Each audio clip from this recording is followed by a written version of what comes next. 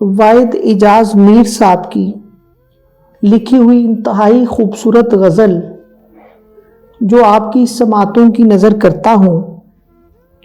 खींच कर रात की दीवार पे मारे होते, खींच कर रात की दीवार पे मारे होते, मेरे हाथों में अगर चांद सितारे होते।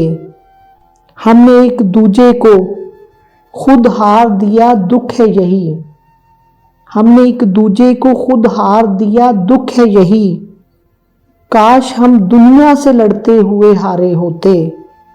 ये जो आंसू हैं मेरे पलकों पे पानी जैसे, ये जो आंसू हैं मेरी पलकों पे पानी जैसे, उसकी आंखों से उभरते तो सितारे होते।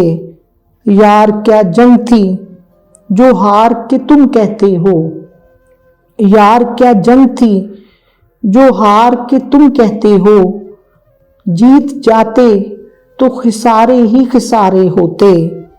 इतनी हैरत तुम्हें मुझ पर नहीं होनी थी अगर, इतनी हैरत तुम्हें मुझ पर नहीं होनी थी अगर तुमने कुछ रोज मेरी तरह गुजारे होते।